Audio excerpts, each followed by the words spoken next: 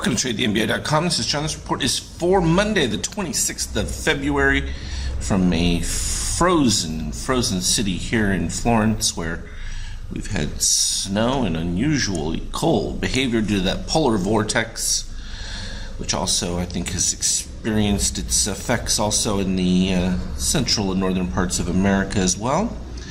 But that's not stopping the market. We had that, we were in a bit of a consolidation period, and actually we broke out a little earlier than even I expected. I figured we had a few more days. We started with a lot of general softness, and we're still not seeing a tremendous amount. It's just we've had very weak, short strength, if you want to call it that, with our cyan here, having not moved above zero. Finally getting there now, as we're already up 11 here on the ES in pre-market. But a generally soft shakeout after the big dive. We came back well up into that 50% range of it, and we were just waiting for the eventual breakout above. We had the buy signals that came in early on here, and we just knew that we were in a bit of a consolidation because we got overbought. And you can see that right down here on the extremes. Actually, if I move that ATR down, you'll see the ATR is getting much more reasonable. So right here, we had our positive extreme. We needed to come revisit that.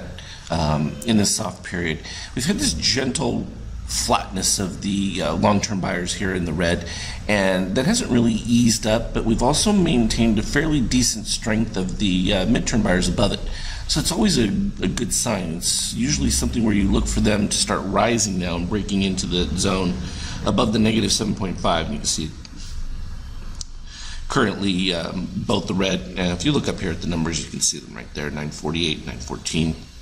Which shows that the midterm buyers are actually fading now below the rising strength of the longer-term buyers, which they're not even due to come in again until the beginning of the month. So this is trading it right up to the end of the month. Maybe we get a little bit of fade back as the month ends, and then they have a new set of flows to drive it right back up to the highs.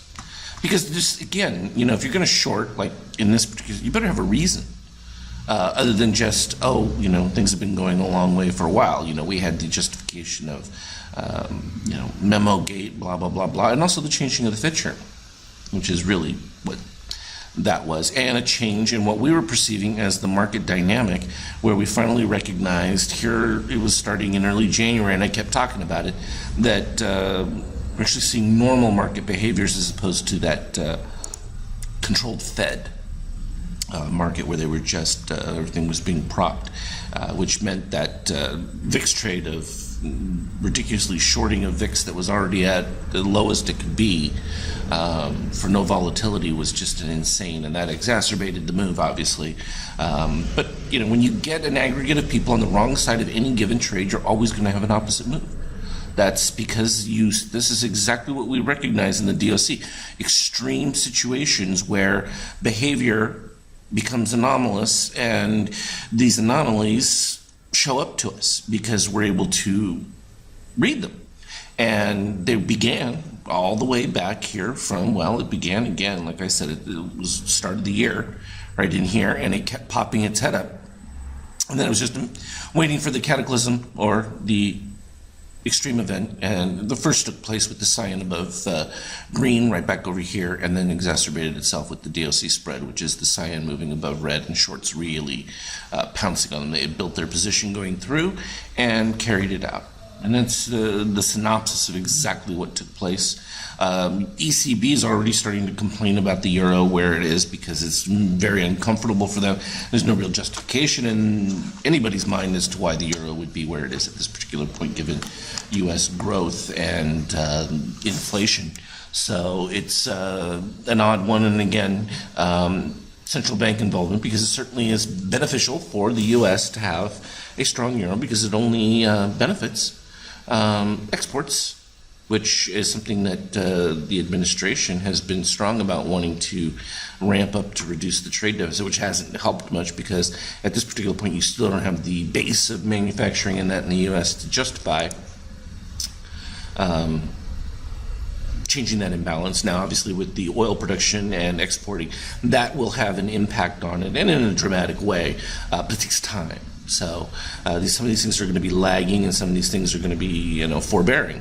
And it's just a matter of looking. Lagging has been this decline in TLT, which, corresponding to higher rates. And as those rates begin to push up, this should drive. And then my projection has always been that it should be sub 100 at some given point if the inflation gets carried away. Now, we had the ramp up, which obviously the market reacted to, and then you had the subsequent pullback, which was normal. It filled in all the positive extremes that we had from right back in here, filled in all that nicely, and it's begun a gentle move right back to where it was, because the demand is still there. The economy around the world is starting to improve off of the U.S., and that demand side of it is really propelling things. And what we're seeing, though, is that in that demand, they can still fill it without any supply disruption so far.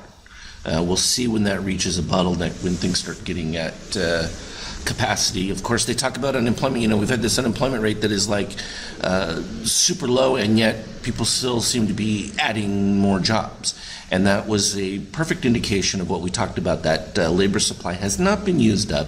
We're not at full excess employment. When you had the number of people who were considered non-participant in the labor force, that was a joke. There's plenty of labor that can still be filled in. Now, is it trained, qualified? Well, that's going to create some bottlenecks down the road. And so this is why I don't think an infrastructure deal at this particular time is a great thing. But even if you pass it now and it's something that doesn't take place for another year or so, it gives time. They're certainly going to have to include job training in whatever they do. Otherwise, they're going to themselves in a bind. And gold hasn't begun its run yet. It should be getting set up for it. We can see it's reset here. Just a little mistiming of short-term buyers popping in, but shorts have really activated on the gold setup right here. But that's a belief that they don't think inflation exists.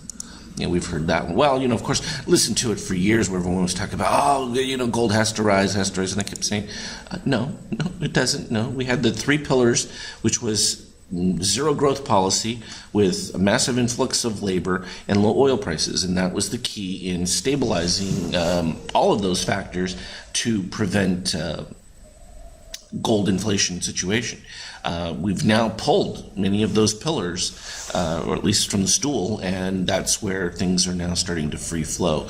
And again, I still hold that they're going to want some degree of inflation that doesn't correspond with rising rates, just to help nullify some of the value of the debt, so to speak, because you can't inflate your way out of what that $20 trillion really is. You can't do it very well when you keep adding trillions of dollars to it, because you're never going to catch up at that particular rate. But still,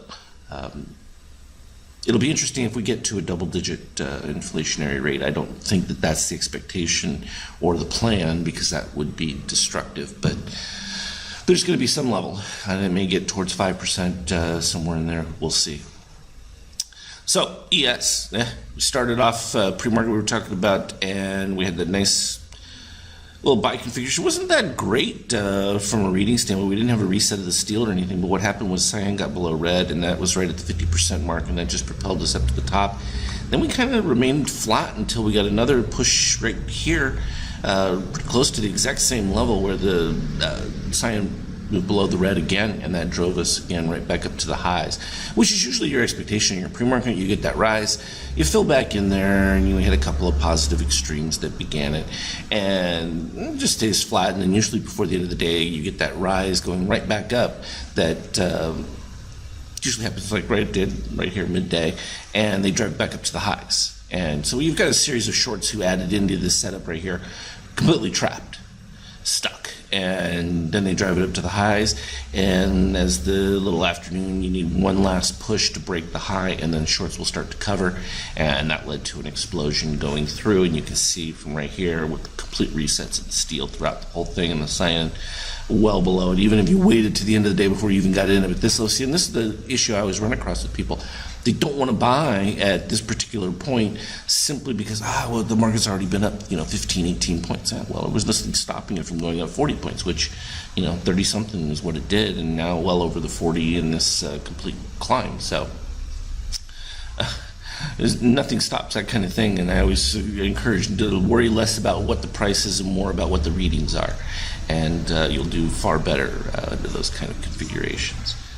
Yeah, I thought I'd throw the Bitcoin in. It was interesting because this has been a gradual, steady decline. We've been marking each of the different shorts as it's been going through. There was that announcement that Coinbase was turning over all the documents to the IRS for people who've been trading it. I don't know anyone who believed for 1 second that you could trade in cryptocurrencies and not have to pay federal taxes. We know that that's a great opportunity for the IRS to capture quite a bit of that money from those gains. Though still regular capital gains. I mean, at that point, there's no reason if you've done well not to declare it.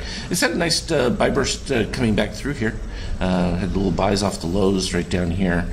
It had more than met its dip below the previous low, made a new low actually on higher extremes, and then reset.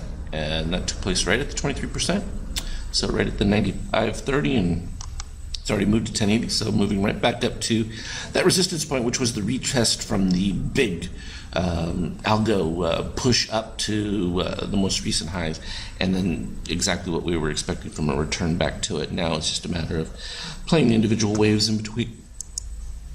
Nothing too special and dramatic there. We've also seen this pre-market rise, so a lot of positive extremes on it. So I would expect some of that to come back in here as the market opens, and then we do pretty much the same thing that took place on Friday. We may have a little bit more of an extensive push into it. We'll have to see how those readings are, because we can retrace all the way back to the 2730 range and still be fine as far as movement goes. But we've been making new highs. We're now flat here, bottom, and that, so we don't have Fibonacci. Though I did get a good suggestion in changing the name of the Fibonacci fib level retrace into the Morganacci, just to call it, because it really doesn't fit within any of the normal Fibonacci standards.